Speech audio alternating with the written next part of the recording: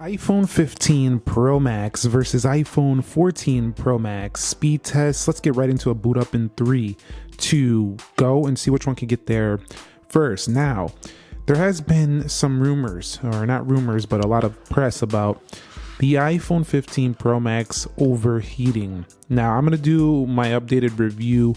I did an unboxing last week, and we'll talk about that later. iPhone 15 Pro Max turns on faster, A17 Pro chip, A16 Bionic chip. But we're going to pay attention to the heat here since everybody's talking about the heat, and I'll tell you my thoughts after, running through the speed here. Let's do a quick battery check too. So I'm at 86% over here on the iPhone 14 Pro Max. We're also at 86%. So we'll check that at the end of the video. Okay, and when it comes to Face ID, they both have the raise to wake feature, so we'll go ahead and look at them, and both of them unlock exactly at the same time. So Apple didn't bring any fingerprint, Touch ID, nothing to the newer phones, so it's basically exactly the same there. Now, from a general performance standpoint, there is zero, and I mean zero difference. You cannot tell any difference in smoothness. You don't really need to though, because Apple has nailed it with the smooth factor with iOS combined with the ProMotion. They've been doing that since the iPhone 13 Pro Max. So no person's going to notice any difference unless you're coming from a 60 Hertz iPhone in the general performance. But if you are, you're going to really like that. When you go to the control center, about the same. There is zero differences here at all. Okay, so confirming the software, the iPhone 15 Pro Max has you could see right there 17.0.2, and then on the right we have 17.0.2. This is clocked a little higher with the 3.78 gigahertz over here, just slightly behind at 3.46 gigahertz. But take a look at the memory. That is something to notice that is different. The iPhone 15 Pro Max finally has a 6 or 8 gigabytes of RAM, so definitely you're going to see 2 gigs of RAM more. It's about time. I think we've had 8 gigs of RAM on competing phones for many years, but we all know that iOS doesn't need a ton of RAM to perform well, as you're going to see in this video.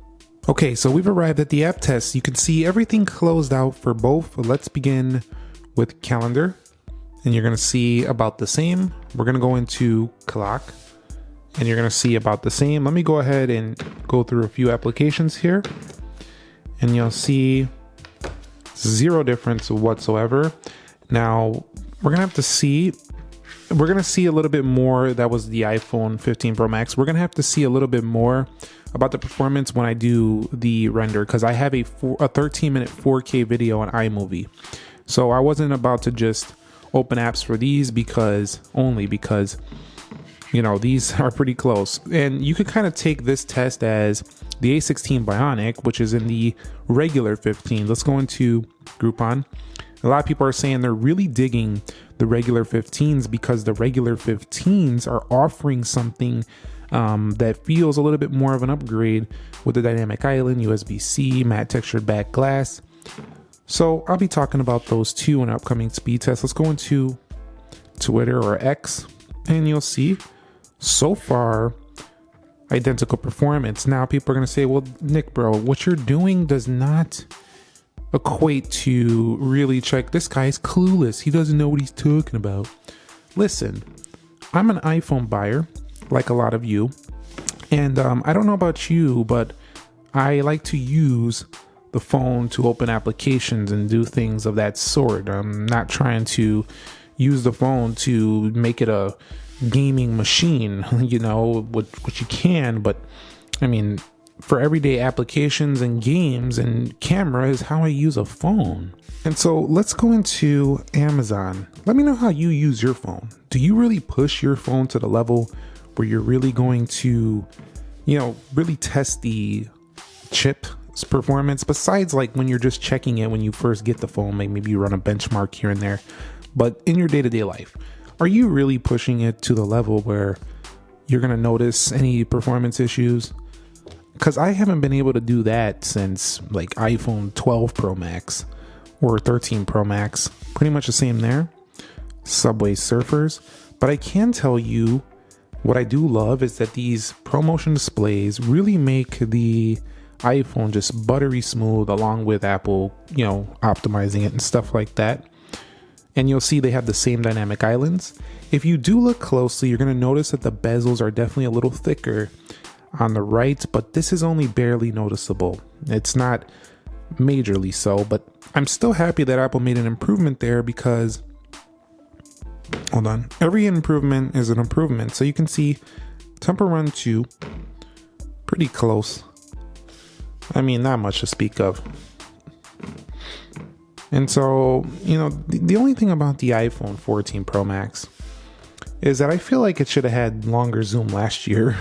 So if you got a 14 Pro Max, I'd still keep it, but it should have had longer zoom. It should have had USB-C last year. It's kind of like, why didn't it have it last year? But hey, we have it now, which is kind of nice. And you'll see we're going to load up first here. Looks like, there we go. So now we're testing something that takes a little more power. And you've seen that the iPhone 15 Pro Max showed its muscle. It's got a faster GPU and a faster CPU. And I know, of course, we're not really pushing the GPU or CPU opening up Call of Duty, but I just wanted to mention that it does have that.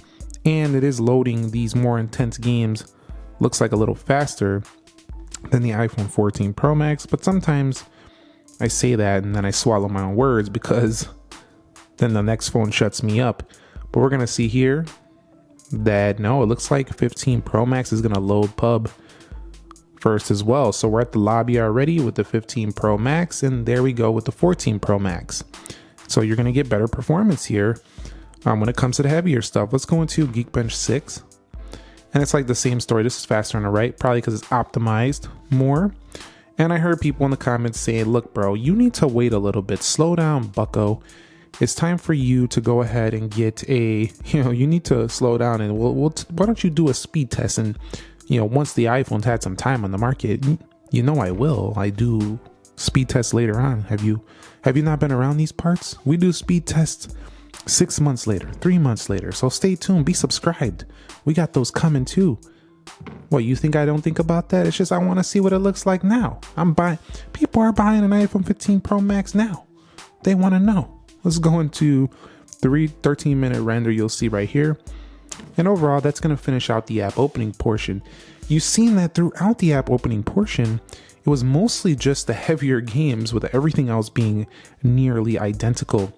And the games were about 1 second or less faster. So you're going to see not a major change if you have a 14 Pro Max, and not a big difference from the regular 15s or 15 Pluses. Now, heat check, there is some heat right here, but there's not enough to really make me concerned. If I had a case on it, I wouldn't even feel that. There's a little bit of heat here on the 14 Pro Max as well, but maybe slightly less than the iPhone 15 Pro Max. Still, not terrible. It's definitely not going to burn my hand. All right, so let's go through the applications. I'm going to start with the iPhone 15 Pro Max. Let's see if we get any reloads here. And so far, buttery smooth. As you would expect, man, Apple has nailed animations. It is just a joy to use these applications and then go back to an older application, come into a new one. It is just a joy to use this device and any of the iPhones, but really the ones with the ProMotion, it's just pleasing to the eyeball. Let's go over here to the iPhone 14 Pro Max, and immediately what I notice is when I pick this up, the iPhone 14 Pro Max just feels like a tank by comparison to that phone. I'm really noticing the comfort factor. Really, you notice it throughout the day-to-day. So Apple has once again found a way to improve the experience more, say, than just, making something look super different. See, it comes down to, this is a product millions of people use, and Apple seems to focus on things that really people will notice while they're using it. And I definitely noticed the comfort factor of using this new 15 Pro Max day to day, but you'll see in the RAM management portion, neither of them stuttered at all. Really great at holding those applications. All right, so how about the web browsing? We'll go to apple.com. Since this is an Apple video, you'll see a little bit faster on the 15 Pro Max. We'll hit learn more. Hold on, learn more on both. A little bit faster on the left, and they're loading up some graphics there. Let's go ahead and go to yahoo.com here. We'll go to yahoo.com here, 3, 2, go. You'll see about the same, scrolling about the same. So internet browsing generally going to be about the same. So let's go ahead and take it over here to a Geekbench test.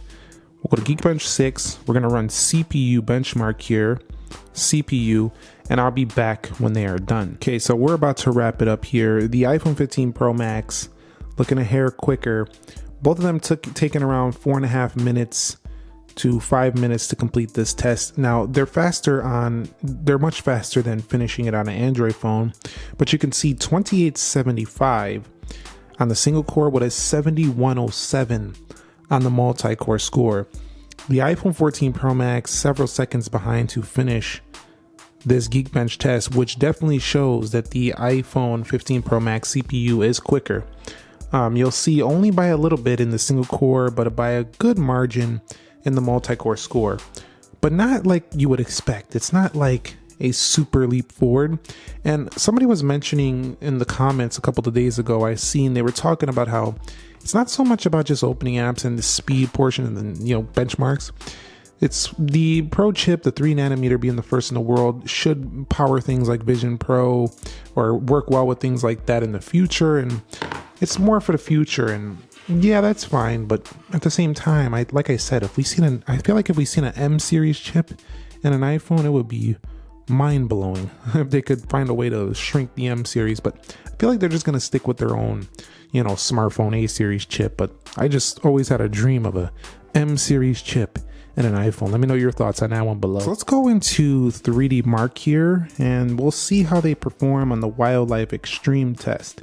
Now this is a 1-minute test. It kind of just tests out the GPU, gives us a take on the graphics and stuff like that. So I'll be back when they're in with their final results, their frame rates, and how they perform. So stay tuned, I'll be back. Okay, and our final 3D Mark scores are in. 3455 on the 15 Pro Max, and ooh, it feels toasty now. 3097 over here on the right, and this also feels warm, but not as warm as the iPhone 15 Pro Max. You'll see 20 FPS, 18.5. This is gonna make barely any difference in gaming. Yeah, this score is better than 34% of other 15 Pro Maxes, but other devices about 8% faster. You could see down there. So I think most people are probably not gonna truly benefit from this CPU just yet. But if you do play, if you're one of those people that play those console level games, you'll definitely love the 15 Pro Max. It's going to outshine this one for sure. Now, the last thing we're going to do to really push these phones to their limits is we're going to render 4K. Now, this is a static video. I don't have many clips in here, but I just set them up on a tripod. And so I have a 4K 13-minute render here. So this is going to take a while. So I'll be back when this is done, and I'll speed it up so you can kind of see, where the progress bar is. So I'll hit save video in 3, 2, go, and I'll be back when they're done exporting.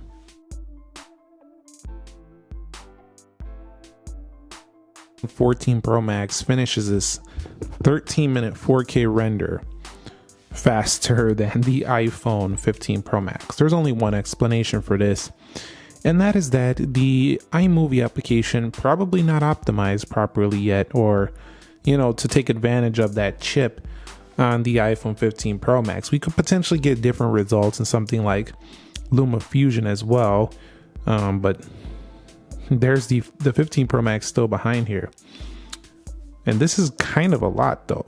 This is by we're already talking about 30 seconds to a minute already. So this is definitely, this phone, yeah, it probably definitely needs some updates before it's fully ready to be faster than a phone that's been out for a full year. But they're still both very good and fast at this. And I noticed that their batteries are only draining about a percentage difference. So they're keeping pace about the same. And there's the 15 Pro Max. Now I want to do another heat check. And this time just warm. The iPhone pretty well handles their own applications very well. Barely warm to the touch here on the 14 Pro Max. So the thing that really made this toasty was the 3D Mark test. That was the main one that made it toasty. So we're going to wrap it up here. iPhone 15 Pro Max versus 14 Pro Max speed test. Will you notice a difference? And the answer is no, you won't. Will you be able to play some higher quality games in the future as apps get updated and stuff like that? Yes, you will. Does the 15 Pro Max transmit a little more heat through the titanium body? Yes, it does. You can feel it a little bit more than on the stainless steel phone, but overall, it keeps the performance of the 14 Pro Max and jumps it up just a little bit. And we need a few updates and a few application optimizations, and this phone is going to easily be faster by about, I'd say, 10 to 20% over the 14 Pro Max in the day-to-day. So Apple, again, pushing their phone a little bit further. Like I say every year, it's just a little bit of a leap. And at this point, we're probably at peak performance anyway.